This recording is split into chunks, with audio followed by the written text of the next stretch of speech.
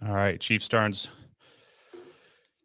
Chief Andy Starnes, for those of you who don't know, is joining us today, Insight Fire Training, and he is the guy for everything thermal imaging camera. And if you ever get a chance to take one of his classes, it's absolutely fantastic. But today, what I wanted to focus on is he has very interesting and very useful tips and tricks for keeping humanity in the fire service, how to be a leader on and off the fire ground, and actually dealing with your people. So, Chief, thank you so much for joining us today. Well, thank you for the opportunity, sir. I appreciate it. Yeah, absolutely. So, I won't do it any justice by introducing you. So, do me a favor and just introduce yourself to the people of my department. Okay. Well, I'm a lifelong student, number one. Uh, 47 years old. Been in the fire service now since I was 16, so 31 years. That seems a little crazy for me to say that. Uh, Married, have a beautiful wife, beautiful daughter. Try not to get emotional saying that because those are that's my world. Uh, but we live in Shelby, North Carolina, about less than an hour from where I work. I work for a metropolitan department in North Carolina, a large department, serve as a battalion chief there, where I supervise, air quotes, 25 personnel over the airport division. I am what they call a already retired firefighter, ARF. You ever heard of that acronym? I have not. I've spent 21 years or 20 years running away from the airport. I'm spending my last 5 years learning everything about it. So I've got about a year and a half left until retirement. I'm not leaving the fire service, but I will be retiring from the fire department. I've been blessed to have an amazing ride, but my family is in a lot of different growth patterns and going places. And I feel like I've worked two jobs my whole life at least. And I want to be home with one job that I can say no to, which is Insight Training, because I can run it and be there for them. It's been a pretty amazing journey. Got into fire service because of my dad. Been chasing him around since I was 8. Got in the career department in '98 and got into thermal imaging in 2010. And I like to say that people think that my purpose is to be a thermal imaging instructor. It's not. I love it. It's fun. It's enjoyable. It's made a difference in my life and hopefully in other people's lives. But my job or my purpose, I feel like, is to go in and share that 1 minute or those last few minutes you heard in our class about life and failings and things that we go through. And hopefully they'll catch that. And like I like to say, if you're not right in your head and your heart, nothing I can teach you with skills is going to help you. You have to be working in there first. So that's why I have two passions: firefighter behavior and fire behavior.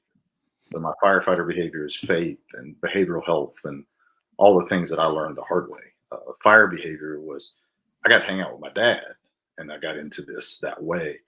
And I literally fell into it because I was doing it for free, and I fell through a floor and ripped my knee in half and was almost disabled. And my wife politely informed me that I was already a firefighter. And if I was going to leave the house, that I needed to make it legal because they couldn't live on 18% disability, which was what I was going to get for my injuries. Dennis Laguerre and I share an interesting common thread. I have the same injury he has, but his injury actually took him out. His was worse.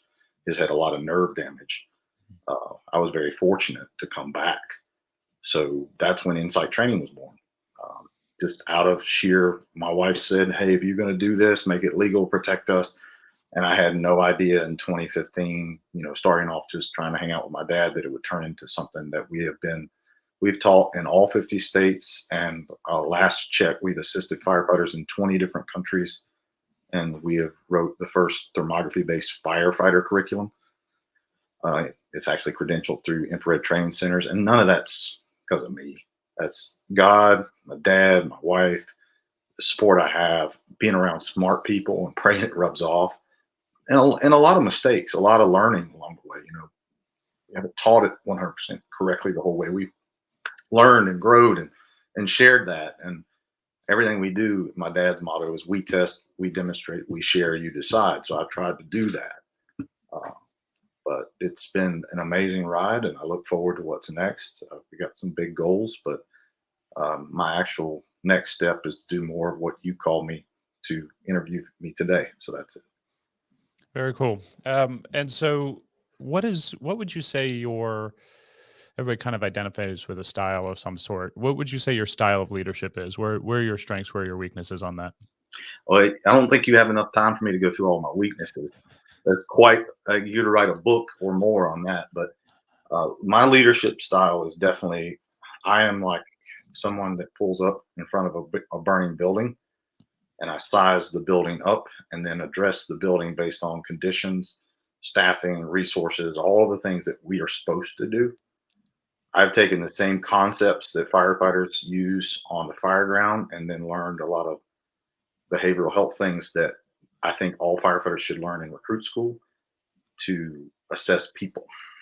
And then you address that person the way they need to be addressed, and the situation dictates it should be addressed.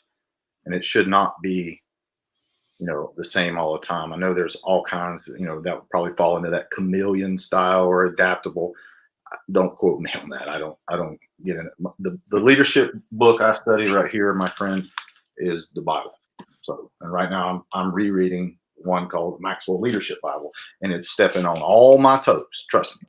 But that's the one I try to look at the person, because someone taught me this a long time ago, and it really stuck.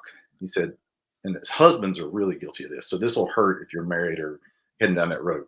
We like to have the answer already. As soon as our wife or friend or family or loved one starts talking, we immediately prescribe a solution. And we don't really investigate, listen, or actively listen, which is they teach you that in peer support. Actively listen, empathize, look beyond the problem, look at the person. One of my mentors taught me, don't just answer the question, answer the question, or why are they coming in your office? Not because of the problem, what's behind that, right? And I think that's taught me a lot, because if I just fire off an answer as a husband, I invalidate my wife. I need to listen. 9 times out of 10, brother, she doesn't want me to fix it. She wants me to be present. She wants me to listen, to actually show that I care and repeat back what she's saying. All that applies in leadership. If you want people to do what needs to be done or what they're capable of doing, or you have a mission to fulfill, you can be the boss all day and fire off orders. I wish you the best with that. Some people they can do that. I'm not that guy. I try to find what that person needs and encourage them and affirm them and empower them. And as Chief Bernardini said, get out of their way. Micromanagement is the death of leadership. You micromanage a 3-year-old, not a 35-year-old, not a 50-year-old. Okay. And I think that's part of the problem is a lot of people want to hover or helicopter parent every person. And, my counselors taught me this, brother. Half the time the person coming to you for a question already has the answer. What does a counselor do? Guide you through questions, and you answer and provide your own silver lining. Hmm. I think that's, for me, that's what I've learned is when someone comes in, I need to be very careful about, boom, here's your answer. This is not a state PowerPoint ABCD. This is a person. We need to respond to them as a person, not as a program, not as a multiple choice test, because Sure. everybody's different. The Chief Peter Lamb taught me this. There is nothing more unequal than the equal treatment of unequal people, because everybody is in unequal circumstances, unequal problems, unequal environments. They have unequal backgrounds. They're not all the same, even though we were created the same. They're not the same in that circumstance in that moment. Neither is that fire you pull up on as a company officer. So I think that's critical thinking that needs to be applied, because too many leadership schools teach you quotes and styles and what I call more of, well, based on what I'm seeing here, I need to be a chameleon style leader. No, you need to be a person, and you need to study the person who's talking to you, Hmm. not formulating an answer, but listen to them. Anyway, Gasaway says it best is situational awareness, but now we're applying it to the person. What does that person really need? And I think that's just been for me. And that doesn't, I'm gonna tell you, it doesn't always work out well. Okay. They're not always happy to hear what you have to say or how you address them. But as Gasaway says, if I provide an answer that helps you and keeps you safe and saves your marriage, you can hate me for the rest of your long and natural life, right? So Yeah. that's what's worked for me in the last few years. I didn't do it right in the beginning, trust me, because I made captain when I was 30 years old. And boy, did I learn a few lessons about being naive in leadership. Whoa, completely unprepared for that. So I can imagine. I can imagine. I want to touch back. There's a lot of really good points I want to unpack on that. Um, One of the things you talk about, and I really enjoy it, is, and I'm trying to emulate it, is consistency. mhm, And I like the idea of we treat the fire ground in a certain strategic way. We treat EMS, we're a combination department. And mhm, so we treat EMS very differently sometimes. And I'm like, well, why would we take a full RIP bottle in, but a half full oxygen bottle? And it's one of those. I really like what you're talking about, taking that fire ground attack strategy and the size up strategy and applying it to the firehouse and the actual interpersonal skills. Can you unpack that a little bit for me and how you actually go about sizing up your crew and then, figure out what their conditions, actions, and needs are? I'll give you a couple of different examples. When I teach and learn from a parable style paradigm. So my models look at what Christ did, and he taught to people in parables, which are stories. Now, who do you know? It's probably your primary audience that loves stories more than anybody, besides a child. Firemen, right? Firefighters will sit around and tell lies, stories, war stories all day long. Matter of fact, they're training and they're waiting in line. You will have to go break them up from telling stories to get them back focused on what they should be doing. The building could be burning; they'd be telling stories, right? True. So that's how I like to relate things, is in that format. That's how I write. If you've read some of those writings, but when you said how do you size up, and I'm not saying this is the right way, is a way, but in my career thus far, the most influential and beneficial time for me was a captain at Station Two from 2010 till 2018. And I learned more just comprehensively as a leader, as a firefighter. I like to say I became a firefighter there. Even though I was a captain, I was around such good people that you couldn't help but grow. It's like putting a tree in the right soil with the right water and the right environment, the right light. You don't grow there, something's wrong with you. Okay. A phenomenal place, phenomenal people is what made it. But one of the things I learned there was when you say size up your people, when the call comes in, that's when technically the textbook teaches you to start your size up, right? Mhm. But realistically, if you are a good firefighter and a company officer, you should know your area, right? You should know Correct. your environment. I used to go running in the morning to learn my streets because I would study a map book, but I didn't learn them as well as when I went out and looked at it. So let's unpack that.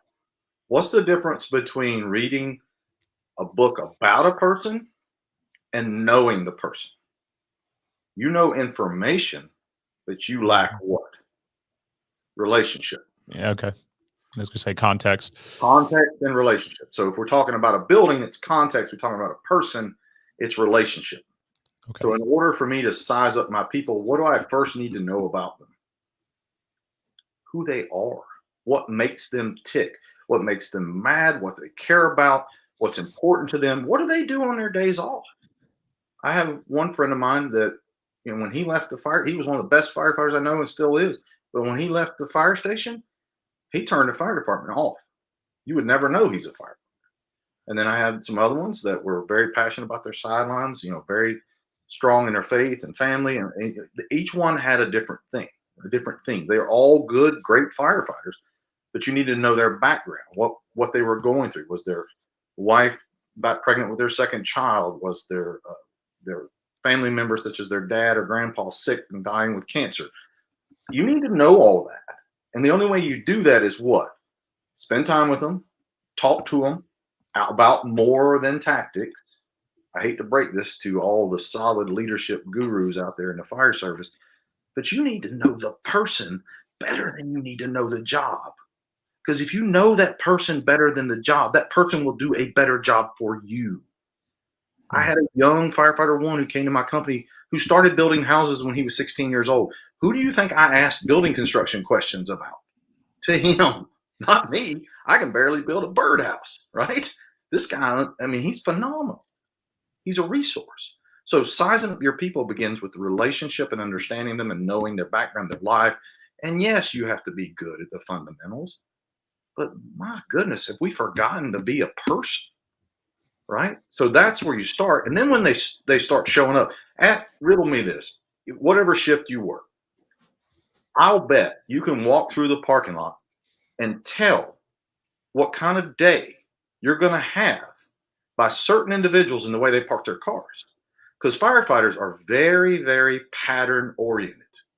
One of my firefighters backed his truck in the same way in same one or two parking spots every shift. If he pulled his truck in and it was at an angle, I was going to have a rough day because he came in a hurry and didn't care. Okay. He was very like each part of his day. We went to the store at this part, we worked out at this part. If that didn't happen, things didn't go well. You know, I knew their patterns when they arrived. They were here between 7 and 7:15. This one's here between 7:15 and 7:30. So how did this work out for me? I show up early. I do my exercise. I had somebody who was an accountability partner because I wouldn't do it without it. You know, we go running, talk, learn, do all that stuff. And then I get in there early so I can look at what's going on, prepare for the day, right? Because I don't know about you, but they like to send 8 million emails to you when you're off and expect you to read them while you're off. So you have to get a battle plan and what's being thrown on your plate. You put your stuff on the rig, check everything off, relieve the person you're relieving early. Get all that done before your guys show up. Why? Because now I'm not distracted. So I can focus on who's showing up to work. Because I can tell you the most mistakes I've made is when I showed up late. When something happened, I get to the station on time and I'm off my game and I'm not prepared. I couldn't answer questions appropriately. Matter of fact, the one tick failure I had was in the middle of doing my little routine. And I was taking the battery to go pull it off the charger and put it back on the truck. And I got a phone call and got interrupted and never went back to the truck. So when you're prepared for your day and all your stuff's done, you've got your plan. Now you can focus on your people and how you're going to execute that plan. Am I going to be able to do that training day with 3 people who are off their game, who have got 3 major things going on in their lifestyle? Maybe I need to be a little bit more understanding today. You know, and when you finally got your what we call roll call. I don't know if y'all do that where we sit around the kitchen table and go over everything. Great article this month in Fire Engineering Magazine by one of my friends and mentor, Chief Steve Przybowski. Best article I've read by far on the importance of starting your day. Way better than what I just told you. Take the time and read it. What was it called? It's called The Firehouse Kitchen Table, The Importance of the Morning Meeting. Phenomenal. Right. Okay. Read it. Tells you about, you know, when you build a house, you start with what? Your foundation. He literally lays the groundwork of how we should start our day. So that's how you start. You get to roll call, and then every company officer has their program, their plan, their checklist, their duty roster. That's great. But the first question we should ask, how's your day off? How's your family? How's your kid that just broke their arm? How's this? I know you had said you had to cut grass all day yesterday. I saw it rained all day. What happened to you? You know, because if they're frustrated here and here, head and heart, you need to help reset them if possible. And in some cases, you might need to send one home, right? And you're not going to know that if you don't take the time to do what? Talk to them, ask them how they're doing, treat them like a person. Do you know that I treat the firefighter one in our station with the same respect and just manners and everything that I do the senior captain in my station? I call them Mr. So-and-so. How are you doing today? How are you? Why? Because they deserve it. Right. And I think I get more performance out of them because of that. And I think that's the difference, brother, is do you assess your people? Do you know your people? And do you start there? If you start with the program and the policies and the tactics and the to-do list, you've forgotten the very foundational purpose of the fire service, which is to, save lives and property. But how do you do that? With people.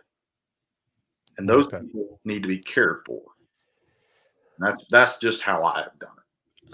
So what do you do when you first walk into a station? When your first day in the seat or first day with the new crew, do you lay out your expectations? Do you spend time just getting to know people and let the other stuff slide for a little while? What's your priority on that first day? If it's your first day, it's hard to just lay down your rule book. I bet on the first date you don't tell your future spouse how things are going to run for the rest of your life. You just don't do that. Yeah. You're assessing, you're figuring out, is this going to work, right? So for me, yeah, there's some hard and fast things that you're not going to break on, like, hey, you got to have your gear on the truck before shift change, because don't go sit and get your cup of coffee and you haven't even put your gear on the truck. I would address that right off the bat. Some bad behaviors you may see, some critical failings, like, hey, the truck's out of water, that needs to be addressed. But for me, it's an assessment phase. The first day is more of, I'm introducing myself, I'm getting to know them, and then identify the senior people, the people who run the station. It's not the company officer, by the way. I hate to break that to our rank-based people, but the most powerful, influential people that I have met inside of a fire station, you'll find it'll be one or two of them sometimes, that are the humble, quiet, solid firefighter. They're the ones that, when the company officer leaves the roll call, he or she will say, "Hey guys, come back in here for a second. We need to talk." They'll close the door, and guess what? Everybody in there will listen to them because they respect them. So identify whoever that is, and you can do that pretty quickly if you understand what I told you earlier about sizing up people. There's a great book called "Lead Like Jesus" by Ken Blanchard. He's a management guru, and he said, give you a little size up thing. You identify a called or driven person in about 5 minutes. A called person is mission oriented, message oriented, all about taking care of others. They don't complain. They focus on empowerment. They help others.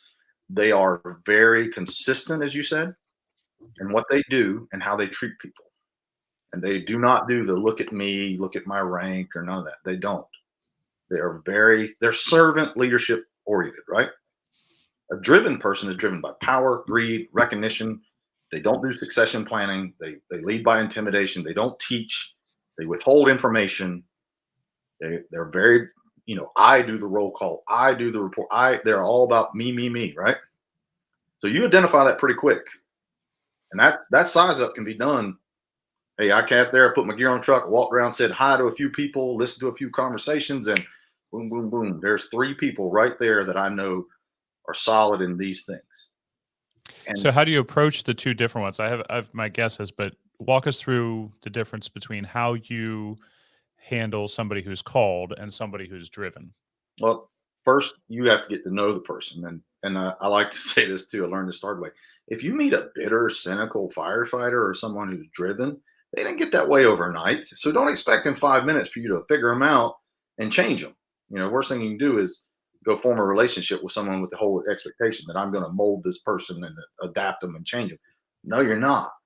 God does the conversion. You and I do the work, but He does the actual conversion of changing that person. We share, we help, we do a lot of things. But if I identify someone who's called, I address them differently. I invest in them differently. I identify someone who's driven, then at first it's okay, what drives them? They like doing things, they like being in charge. I give them things to do. But then when we have that expectation meeting, my dad taught me this: you hand them your owner's manual. And you can call it your expectation list, you can call it whatever, but it's different than what the department expects. It says, if I'm going to be your supervisor, your boss, I will manage, lead, take care of you better if you do the following things. And they're not policy based, they're principle based. You cannot lie to me. Okay. Our relationship should be built on trust. That's not earned in a day. I expect to earn your trust and earn your respect. I'm going to give you respect right off the bat because everybody deserves it. But I expect I should earn that person's respect and trust, whether they're driven or called. But the driven person, to me, has a guard. They have a wall, and it's there for a good reason. So don't judge them for that. But you got to break through that. Maybe they've got a very difficult home life where they're not in control of anything. Their family's falling apart, their finances are falling apart, and their job is the only thing they can control. So I don't judge them. I just figure out where they are. And then I start talking to them about who they are, why they're that way, how I can help them. And here's the tough part, Andrew, is that not every person you will be able to help. I had one person teach me this lesson. I have a 12-month rule. When they come to the company, identify who they are, their needs, their values, everything. If they are not in that framework that's going to fit, like they are solely individually focused, they don't help out, they're not willing to be a part of the team, then we create what I call a progressive discipline plan, which is not discipline, it's correction. And every month we document progress or lack thereof. At the end of the 12 months, if they haven't made significant changes, then we find them another home. Because guess what? Not every leader or supervisor is meant to have that guy or gal. That person that I may fail at supervision wise, like Jacob Johnson talks about in his testimony, may thrive with another boss, another leader, another group of people. Listen to Chief Greenwood's stuff on pairing people up with the right personalities. I think a lot of fire departments would benefit from that. You need, like I said in the beginning, about putting that tree in the right soil. That person may not trust me no matter what I do, but I'm going to do my best to earn their trust and learn why they're that way. Let me give you the best example I can give you. There was a guy that everybody hated on one ship. He came in late, smoked, like chain smoke, bitter, angry, great cook, but nobody took the time to find out why he's that way. Well, as a company officer, my job was to do payroll. So I filled out their payroll and I put their checks in their boxes if they got a paper check. I noticed his paycheck was zero every week. Every week. You want to know why? Because his wife, ex-wife, took everything. You want to know why he was late? Because he was taking his kids to childcare every day or school because it was all on him. And also why he left early? Because he worked another full-time job to pay his bills. You think anybody asked about why he was that way? Maybe one or two. If you size up a building, you use the same concepts and size up your people. And I always say that's the greatest hypocrisy you and I have is that we will run into that burning building and die for somebody we don't even know or like, or possibly even just a building. But yet you and I won't take the time or the courtesy to sit down with a cup of coffee and try to actually be empathetic and find out what is on this person's mind, why they're that way. Seek to understand, right? Instead of me trying to be, I want you to understand me. I need to understand you. Because then that helps me. And that's the challenge is not the called person. The challenge is the driven person. Sure. More leadership classes teach you how to deal with the positive, but they don't teach you to deal with conflict, harassment, assault, behavioral health issues, alcoholism, terrible things that happen in the workplace. They don't teach you to deal with that. They teach you the textbook way of this is how you write it up. This is how you call your boss. This is how they lose their job. Well, that's great until you realize you're a person and you just were involved in the process of watching that 15, 20-year guy get fired. If that don't bother you, something's wrong with you. Because yet you'll sacrifice your life for somebody you don't even know, but the guy you work with for 10 years, you just got in trouble, you're going to write him off because he made a mistake? No, I don't work that way. But Yeah. So where do you go for, obviously there's plenty of manuals and there's plenty of trainings to get you through the paperwork side of that. mhm. And I agree with you. I think we manage those situations in our training, but we don't develop our skills to handle it. Where do you go to find those development skills? I honestly believe the greatest resource that people ignore is what you wear on your shirt every day. So if you look on any firefighter uniform, it has a cross. But firefighters are not allowed to talk about their faith. You can't evangelize. You can't witness. You can't do stuff on duty. That's fine.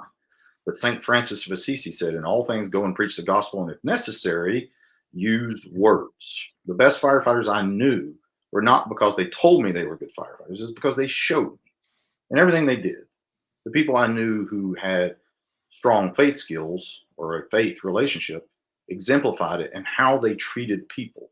Whereas one post I read the other day said, your test of your character is how you treat a person who is called 911 28 times after 3 a.m. Right? So for me, where I get that from is wise counsel and mentors, people that I look up to. I call them my board of directors. I don't know if you've heard of that concept, but you develop a group of people that have a diverse cross section of experiences, from fire chiefs to firefighter ones, and those people become your wise counsel. And I'm blessed to have a group called the Firehouse Kitchen Table. Got a little app on my phone, it's a business app called Slack, and we've been chatting like schoolgirls for, gosh, since 2014, and we share everything: problems, prayer concerns, fire department issues. It don't go on Facebook, by the way. Facebook, any social media should not be your psychotherapist or your counselor.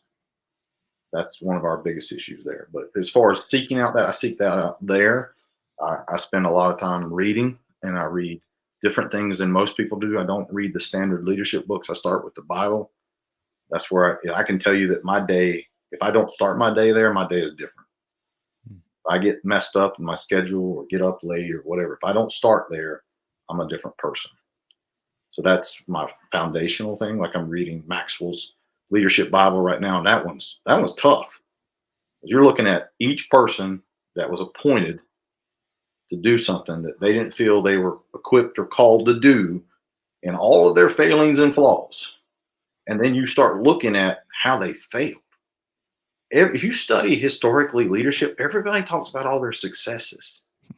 No one talks about their struggles, their failures. I wrote something a long time ago called The Loneliness of Leadership. Statistically, more leaders have higher divorce rates, higher rates of depression, anxiety, alcoholism, everything you can think of, because they are shouldering a responsibility that nobody wants, but everybody wants to point the finger at you when you fail. And that's a lot of pressure. And they carry it all the time. So how do you transition from being the person pointing the finger to the person carrying that weight? What was your personal experience with that? I don't think you get it until you get it, if that makes sense. Like, when I sat in the back of the fire truck, I pointed at the captain and said, when I sit up there, I'm going to do things differently. And then when I got to sit up there, I realized it was different, a lot more different than I realized. And when you had to make that tough decision, when you had to have that tough conversation, I think a lot of people avoid conflict rather than deal with it. That's why social media is so prevalent, because they can yell at somebody over social media, but they'll never talk to them in person. So making that transition happened when you got put in that place. Because you can sit there all day long from a position of comfort and judgment and on the fence and talk about how, whether it's you pick, whether it's a pastor, the president, the fire chief, whoever, you can tear them apart about what they're not doing, but you're not sitting in their shoes.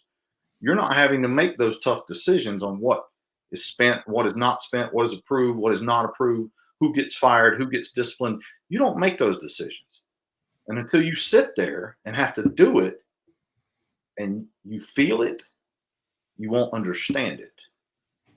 And for me, when I got put, like I said, I got promoted young when I was 30. I had 8 years on the job, and I was trying to make driver, and I took the test 4 times, made high on the list. But in our department, if you don't make 100 on the driver's test, you're not going to get promoted. So my wife said, well, you're studying all the same books. Go ahead and take the captain's test. I took it 1 time, got promoted. Whoa. Spent 8 years on an engine company. What's the first thing that happens when you get promoted in my department? You go to a ladder company. You want to talk about unprepared? I was allergic to aluminum. I love staying on the ground and doing hose work. And now making a transition, and you got to be the supervisor and you're a substitute teacher. You're bouncing around from station to station and having to figure it out in 30 seconds, 2 minutes, 5 minutes. Sometimes you wouldn't even get out of your truck. Your foot hit the ground. They'd say, hey, Cap, we got a problem. You're like, well, can I unload my linens and my gear first? That transition, it occurs quite quickly, and you look at it differently. But I think people, Andrew, who have been through more problems, who have faced a lot of issues in family or in business, or have owned businesses and had to make tough decisions, had to fire people, had to, knock on people's door and tell people somebody died. Those individuals are more prepared, not because of a textbook, because they went through hard times, right, wrong, or indifferent. They have empathy. Michael Shelter, Richard Shelter's dad said it best in an interview after his son died in a fire. He said, "We are an elite group of members of a group that no one wants to be a member of." Think about that. He lost his son. Him and his wife lost his son. And they are able to help people in ways that no one else can because of that pain that they went through, that loss. And they do a phenomenal job of it. The most powerful leadership speech I have ever heard was at 5 a.m.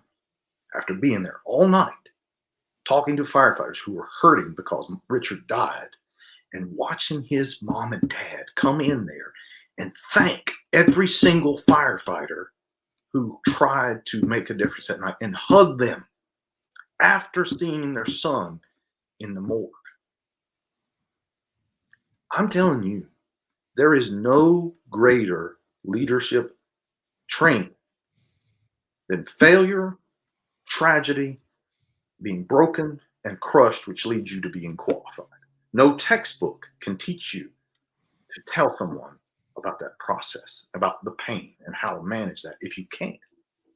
Nothing can prepare you for that except God and people like the Shelter family and others that can teach you far more in a moment that you would never be ready for than those people right there. That's a godsend. That's people that have faith that you can't even imagine. And that taught me that my problems, small. They taught me how to manage people, how to make that transition. Those moments, Andrew, are what make leaders. I'm not downing leadership training. It's necessary. But you said it best. We're taught to manage problems, not people. Go to any fire department and ask them if they consistently discipline people the same. And what answer do you think you're going to get? Nope, they don't. And I'm Yeah. telling you, if you want to learn, get out and get involved in life. Be a dad, be a husband, be a mom, be a wife. Go help in different organizations. Diversify your portfolio, if that makes sense. Sure. Yeah, that's where you're going to learn to make that transition. Please don't just study the fire service because you will find yourself short. Yeah.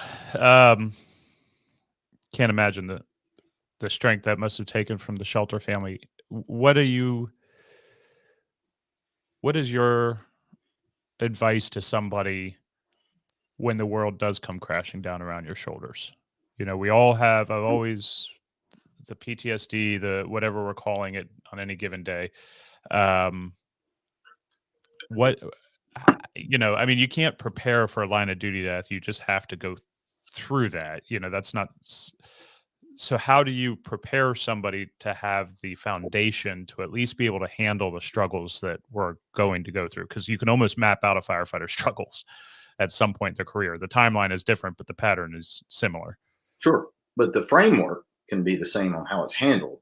The difference is when that framework is applied, each step of that framework needs to have a specific person who has the gift or that knowledge or that ability to handle that particular situation better. So there's lots of resources on, how you can handle a line of duty death and have a plan, and every department should. Okay.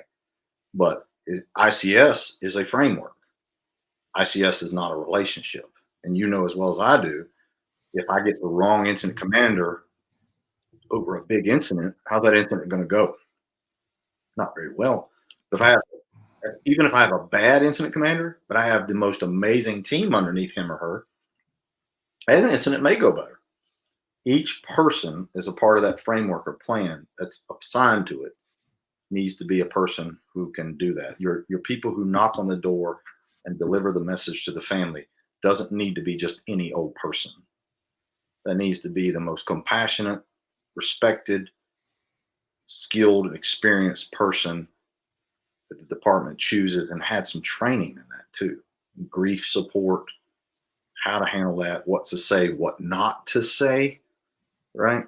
The ability to show vulnerability, which is huge. So you can't prepare yourself for the pain. You can prepare yourself for the process. And then afterwards, my friend, is where the problem occurs. Many departments, including my own, will do a great job of supporting and having the framework and doing everything up to the funeral and supporting the family, providing financial support and everything you can think of leading up to the funeral. 30, 60, 90 days, 6 months down the road, while a lot of people seem to move on, who hasn't moved on? The family, the firefighters who were there. We just, yesterday was Jeff Hager's birthday. Jeff Hager died last year, him and his wife, 2 weeks apart from COVID. There's a lot of posts about it. Jeff's the same age as me, had a year more on the job on me. He was the most amazing man. Everybody loved him. You can't prepare for that. You put your hand on that guy when you walk up to the funeral and put your hand on and look at his family. You can't prepare for that. But you can learn and say, you know what? Jeff was amazing. Jeff always made people smile. What would Jeff want me to do while we live and he's passed on? He would want me to care for the people that are left. He would want me to make people smile. He would want me to care for his family and support and provide those things and do that long after he's gone. And that's the problem. I think we treat our firefighters like patients. We go in, we take care of the problem, we do the paperwork, we do some follow-up, and then we move on. No, they don't move on. Ask anybody who's lost a child or a fellow firefighter if they've moved on. They moved, as I watched a great TED Talk the other day. The lady said, I moved forward. I didn't move on. I did not leave him behind, talking about her husband who died of cancer. She said, he's still with me, right?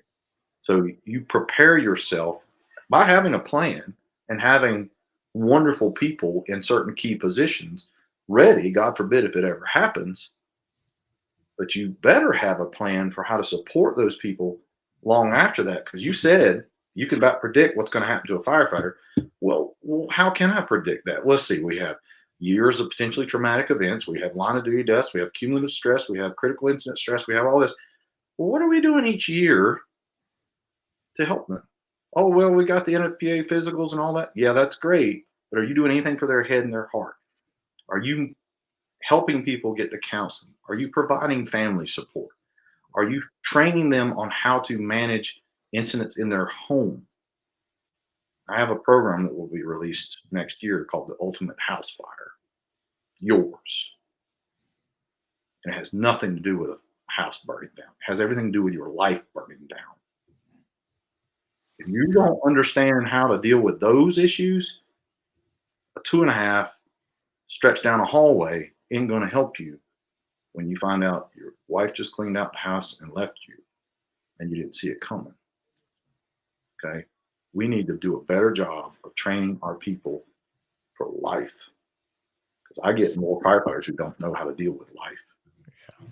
Yeah, and that's something that we're focused on right now too. I don't know if it's just because COVID sucks or if, it's a culture or whatever it may be, but we're seeing a lot of mental health right now issues, and we're trying to put a focus as a department on taking care of our people and actually bringing those support services in.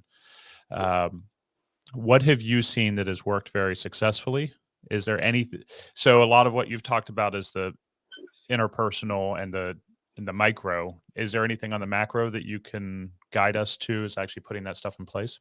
I think it's also good to identify what not to do first. Okay, expand on that. Okay, there's a lot of great services out there, number one, not to bash any of them.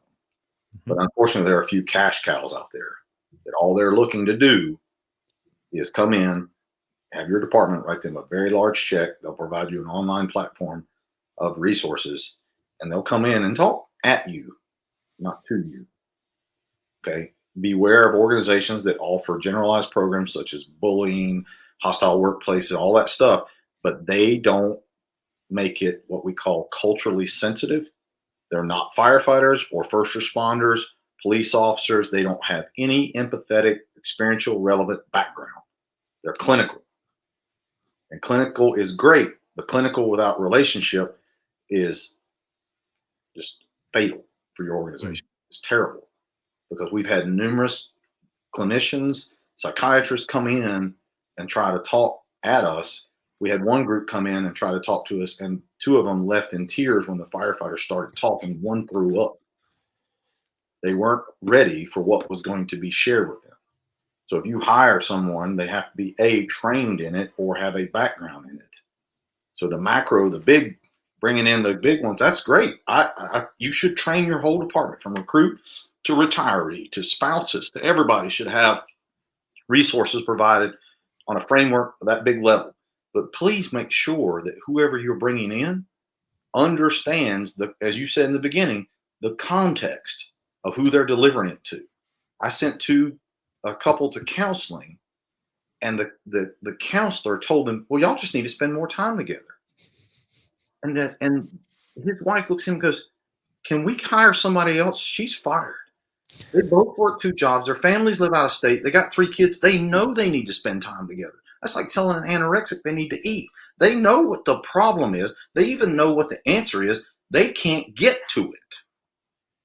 The professional's job is to walk them to it and get you and me to see the path and help us do it ourselves, because you got to teach me to fish. Don't just keep giving me the fish, because then I'm going to keep coming to you. I need to be able to take care of myself. And so if you bring in a big organization, please make sure that they understand and can relate, because if they don't, your firefighters are not going to buy into it. You know, one of the number one reasons why firefighters don't listen at critical incident stress debriefings, defusings, or peer support, because the person who walks in the door doesn't wear the uniform they do. Here comes the doctor. Here comes the psychiatrist.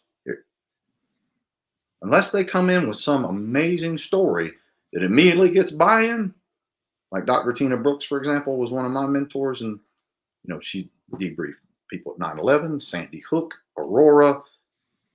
She's got my respect. She's also got a concealed carry, so she's awesome. But you got to have somebody who can immediately have buy-in. If they sit down and they're not a credible, respectable firefighter doing peer support, odds are your guys and gals are probably not going to listen to them anyway, because they weren't doing their job before things went bad. Now they went bad, and you want me to listen to you? You don't do your job. You don't treat people right. Now you're here because you care about me? Nah, I don't think this two-faced type of leadership is going to work.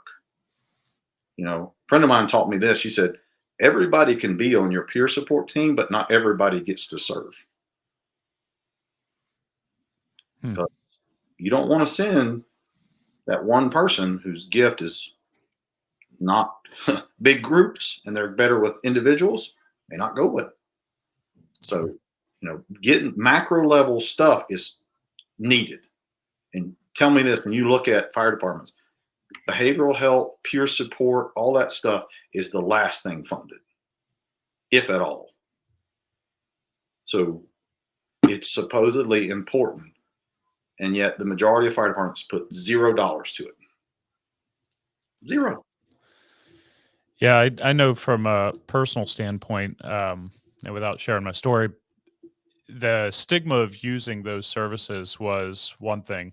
But then over time, I got acclimated to realizing that, and I think it's, I can't remember the author name, but the book is Life is Sport, and a clinical psychologist through the Leadership Under Fire group.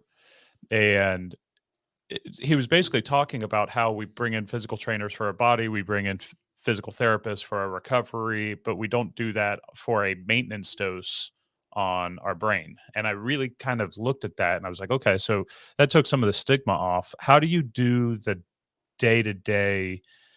I mean, everything from the tailboard hot wash to actually, do you bring somebody in on a regular basis? I mean, what is your advice there on handling the day to day stuff? Well, day to day can be handled if you train all your people first. Okay. So do I want to bring a clinician in every time my firefighters run an infant fatality? No, because they would be there 3 times a day. Sure. Department. There's that many medicals run every day, that many bad calls. We run close to 400 calls a day. 90% of them, 80, 90% of them being EMS or medical. odds are you're going to have a suicide, you're going to have a fatality, you're going to have a child killed in a car accident, you're going to have a person do something horrible to somebody else, and they're going to witness it. So if you and I are first responders, who should respond to us first? Okay. So if I train the company officer and the crews around them to do basic after action care, the NFFF has a free class online on the Everyone Goes Home page called After Action Report, how you do a tailboard talk. That's your initial EMT first responder. We're sitting around talking, sizing everything up. And while we're doing that, the company officer is secretly snuck off and called the department's peer support team and bringing in a peer support person to do what we call a health and welfare check. It's not a diffusing, not a debriefing. It's too soon for that. You know, they're still in shock. They're going to tell you they're fine and they're not.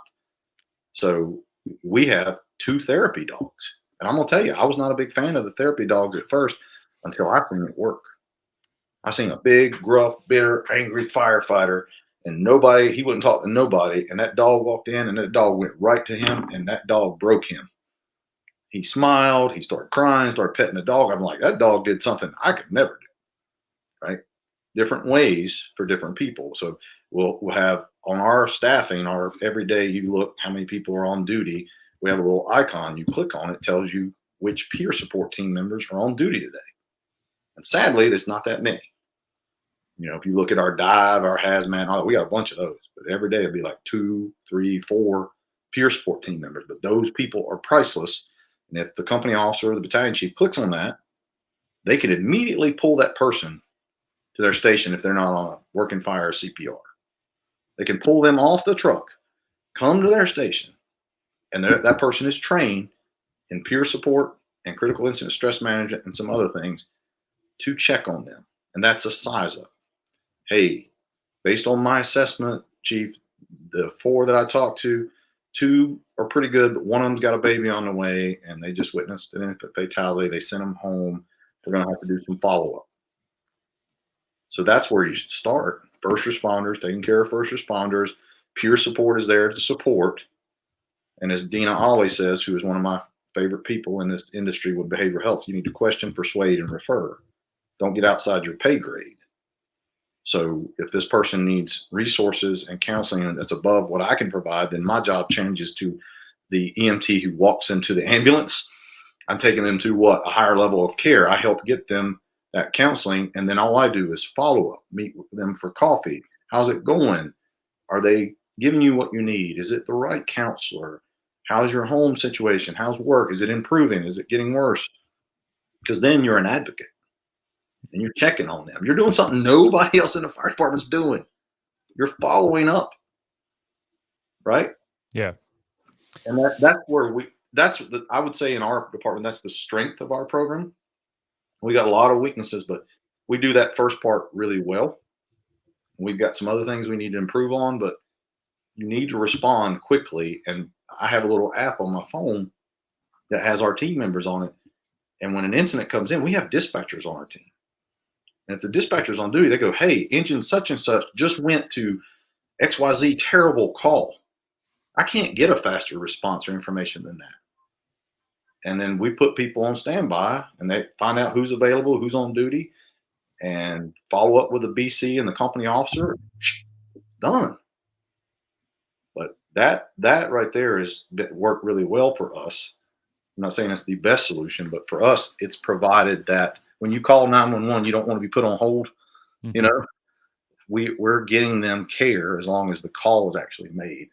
That's another problem. Is sometimes the call is not made. Like you said, the stigma or the company officer says, they're fine. They're not fine. Fine's my most hated word in the English language, because my cousin was laying in a hospital with half his bones broken. I asked him how he was doing. The first words out of his mouth was fine. It's programmed. Yeah. So how do you, what has been your experience with that? Do you find that people are receptive to that, or when they say they're fine, do they, is there pushback? Is it a mandatory meeting? Is it a cup of coffee? What do you do during that first interaction? be careful with the words mandatory. Sure. Okay.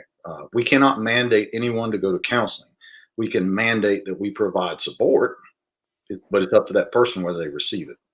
So in the event of a line of duty death, mass casualty incident, our policy mandates that we respond. The other stuff is situational and at the request. A lot of times we just do a follow up, like, hey, I saw engine so and so just ran this double fatality call. I also know they just ran 2 more fatalities the week before. We're checking on y'all. And sometimes that might be all needed, but you know, mandatory is a you got to be careful with that. Well, I guess what I meant by mandatory is like when you come off the call Mhm. and everybody wants to scatter to their bunks and begin to hand it. Do you bring everybody back? And when somebody's like, "No, I'm not sitting down." I mean, is it like, no, we're all sitting around the table for 5 minutes, No, sit? it's mandatory that they be there, but it's not mandatory they talk. They Sure. just be present. I tell them that in any debriefing, defusing, or checking in, that it's mandatory that I be here and we sit here. Okay. Not mandatory that you talk or that you get anything out of it. It's really up to you. But what I do tell them up front is whether you realize it or not, or whether it's bothering you or not, if you share your piece of the incident, a lot of times, and my friend and mentor Bill Burns taught me this, if the dispatcher tells their side of the story, the facts portion, and the firefighter who first touched the patient tells their side of the story, and it goes all the way around the room, they just completed a picture that maybe one of those firefighters didn't have. And they were struggling with, well, if I could have done this or I could have done that. And now they've heard all these different ones, from the medic dispatcher to the fire dispatcher to the police officer that was there to the firefighter one to the company officer to the battalion chief who was there. It's only the people who was there, and they complete the story. A lot of times we don't get closure because we don't know the whole story, right? And that helps them, at least sometimes in the healing process. It's not always the answer, but it's mandatory they be there. But like I said, it's not mandatory that they talk or participate. You can have a marriage. It's not mandatory that you be a good husband or a good wife. You should, but it can be on paper or not in person. And I think that's the difference. Is these support services have to be provided, because it's also a CYA for the department to say, look, we did all these things for our members. Whether the member followed up and went to counseling as we recommended is on them. Sure. So it is a twofold argument that the person has some responsibility in this, and a lot of them will not seek help. Sadly, Hmm.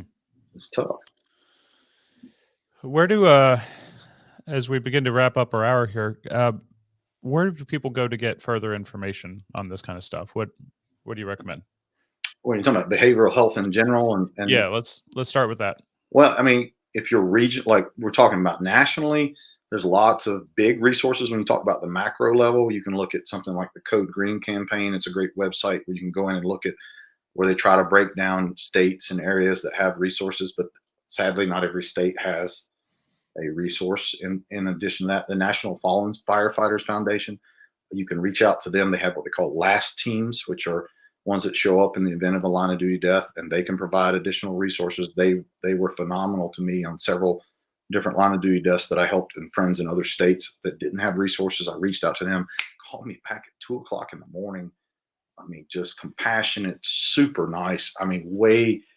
These people are not getting paid. You're volunteers doing this. Phenomenal. They're like hospice workers. They're saints, in my opinion.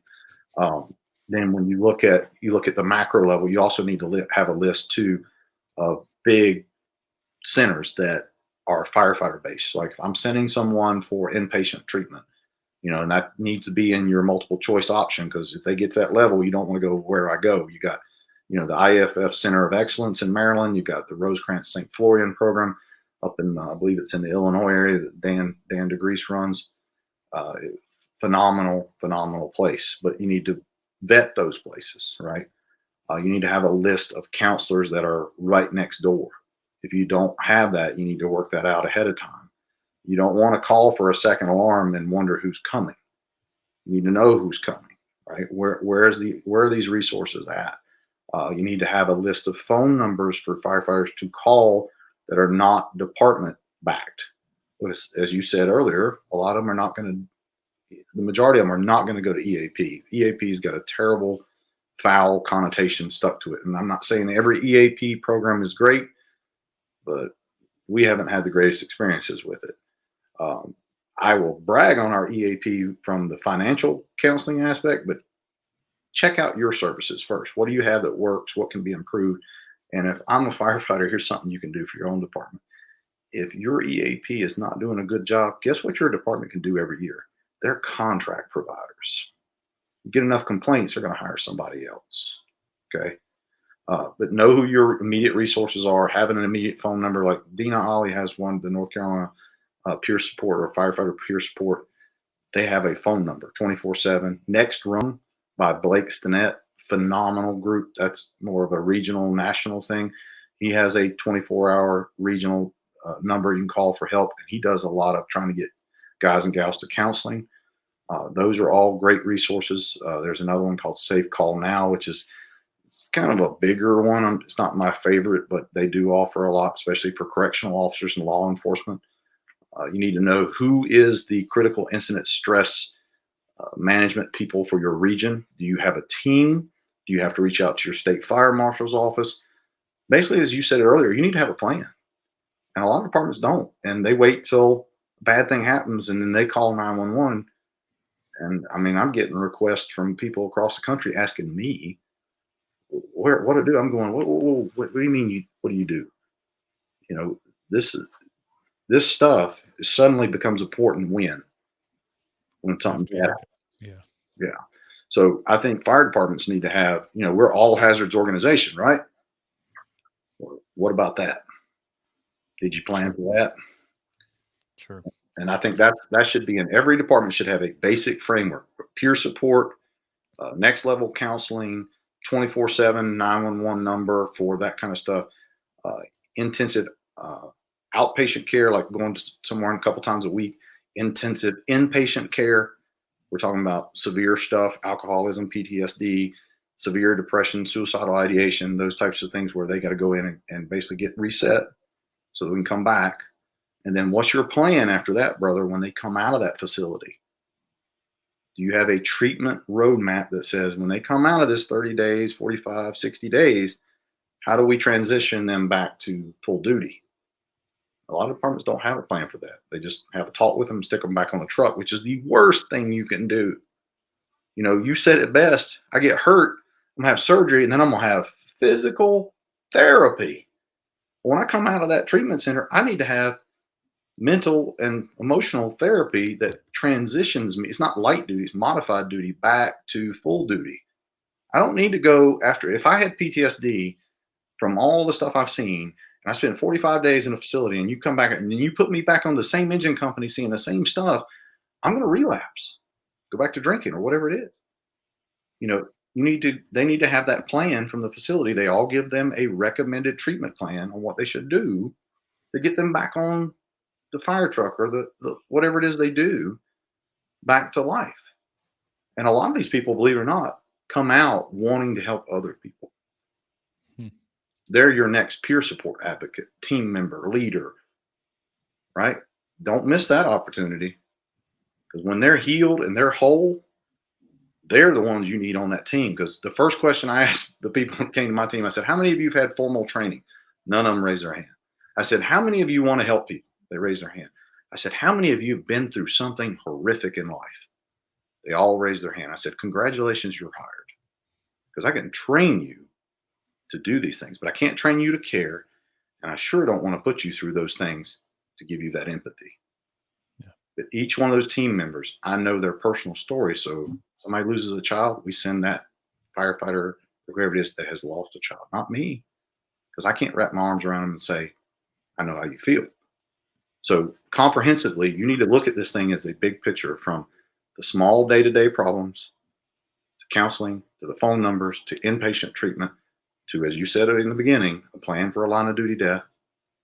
You need to have a plan, a framework, and then constantly refresh those people in those ranks as they retire, as they transition out.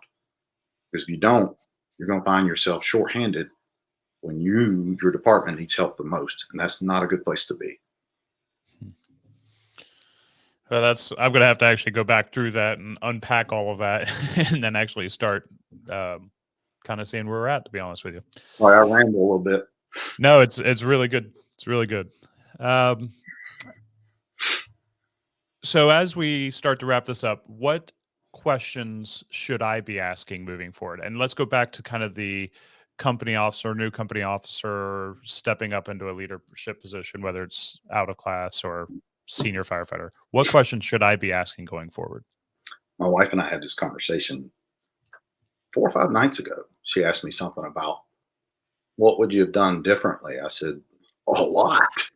and laughing, she said, well, what do you mean? I said, let me tell you the things nobody prepared me for. Now, I'm not going to list all of them, but I can tell you that the line I use is you better prepare for the position and not just the promotional exam. Because the questions on the test have nothing to do with what you're really going to face. I can teach anyone what to say when they pull up in front of a burning building and a checklist to follow. But if that checklist doesn't go well, they don't have critical thinking skills and they can't adapt it and fix that. They got to have critical thinking skills. As a company officer, when you're about this position and you're thinking about it, somebody asked me this a while back. I said, you need to be prepared for things that no one's going to give you the answers to, that no one's going to support you on. When you have a firefighter who is in the right and the department decides to punish them beyond what they should be, how are you going to defend them? When you have a firefighter who is blatantly in the wrong and they've never done anything wrong before, and you have to be the one that takes them down there for when they fail the drug test. You have to be the one that sits in there when they tell them, hey, sign this piece of paper, you no longer work here. Nobody prepared me for when the firefighter comes in and finds out his spouse is cheating on him with another firefighter at the other station. Nobody prepared me for firefighters assaulting other firefighters. Nobody prepared me for, a firefighter coming in and telling me all of the horrible things going on in his life. And he's responsible now for 4 people on duty, and he's front loaded with all this stuff going on. How I can support this person during this time frame and get them the care that they need so they can stay mentally, emotionally, physically stable, so they can take care of their family and their people at work. Like I said, you need to diversify your portfolio and get training outside of what your standard leadership stuff does. And I think a lot of that comes from your basic stuff. We talked about peer support and critical incident stress management. Those are great. But there are a lot of other classes out there you can take on, dealing with grief, loss. Go look at these people who hospice care nurses and what they deal with. How they are literally transitioning someone through death and with their family. What kind of support do they have? What kind of, look at things like burnout, compassion fatigue. Learn the signs and symptoms of it in yourself first, and do yourself a favor. Whether you think you need counseling or not, if you're a firefighter and you're busy and you have family, you said it earlier, you need to go every so often for a tune-up.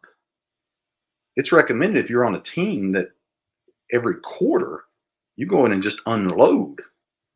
And like a healthy pressure relief valve, you open up, let off the pressure and reset, versus the frangible disc that blows out and kills everybody. If you're going to be in a position of leadership, the other thing you need to know is you're not going to be able to talk to everybody. Because the minute you open your mouth, you're going to find some people that you trusted, turned around and ran their mouth and posted it on Facebook or did something else that completely destroyed your trust or credibility in the moment where you felt like, I just needed someone to vent to. So that board of directors I mentioned, priceless. I meet with a retired battalion chief quite often for breakfast, and he lets me just spill all my woes, and it helps him stay in touch with what the fire department is, and I respect him. But you need to have that. You need to learn how things are going to happen, why they're going to happen, and what can you do and what can you not do. Because I'll close with this, Andrew. The most difficult thing that I have learned is that you and me and any firefighter, you're not God. You hear me? Because when you can't bring that patient back, or you help somebody for 5 years and then they tragically die before their 31st birthday. And you feel like you own that? You don't. I tried to. I tried to own it. I tried to own every problem somebody brought to me. It will kill you. It will eat you inside like a cancer. You cannot solve every problem. You cannot relieve every burden. But my faith tells me somebody else can carry it. And what I have learned that I have done wrong is I tried to carry it instead of giving it to him. And I have to let it go. And there's only one way I can let it go. I have to confess it. I have to let it go. And I have to be around people that understand and support me and don't invalidate me. And you better have that group. That small group of men or women, whoever they are gold, are priceless. So don't try to carry things you ain't meant to carry. Okay? Because it will kill you. Yeah. Yeah. Sometimes that's the hardest lesson to learn. Yes, sir. Is how to set that down. Yeah. Well, Chief, I appreciate it. And I'd love to follow up on this conversation at some point, if you don't mind. And like I said, hopefully we'll get you in and do some of the tactical stuff as well, because I know it's just as beneficial. But the stuff we've talked today, I'll unpack it over the next few weeks and see if we can't put some things into play. But again, thank you so very much for your time. Thank you for the opportunity, and keep up the good work, my friend. Yes, sir. And just to help our other people out, where can they find you? Where are you going to be next? If they want to continue to learn from you, what resources do you have? Well, we're all over social media, so you can find us there. Facebook is Insight Training LLC. I have a private ministry page called Bringing Back Brotherhood, where I post faith-based devotionals there. Try to post one there every couple of days. You can look at my website, Insight Training LLC, for our events and where we're going to be. If you're looking at just social media stuff, we're on Twitter at Insight TRN. We're at Instagram at Training Insight. We have 700 videos on YouTube at Insight Training LLC. We have a lot of other stuff coming. I have some amazing instructors that work with me that make me look good, from Thomas Anderson, Joey Baxa, to John Lightly, to Reagan Underwood, to Tim Mills, to Kevin O'Donnell, to John Davis, to all these wonderful people that are in my world there that are phenomenal, that do a great job. So check them out, because it's not me, it's them. They're the next generation. I'm just trying to give them everything I got so that the world will look at them and say, that's who I need to seek out. So, but yeah, we're going to be, I think we have 27 events between now and the end of the year scheduled. So we're getting pretty close to having a completely full calendar for 2022. So we're blessed with that. And my family will be traveling with me on a lot of those, which I'm very, very thankful for that. My daughter's homeschooled, and my wife stays at home and runs our home life. So that's a big blessing. Amen to that. You're welcome any of those events to come talk to us. And I always tell them after class, we're always free for dinner, and we'll sit and talk about these things that are not necessarily thermal imaging related, which doesn't matter to me. I just like to talk. You figured that out. But very good, sir. Well, good luck this year. Stay safe, and we will talk to you soon. Yes, sir. Thanks again. All right.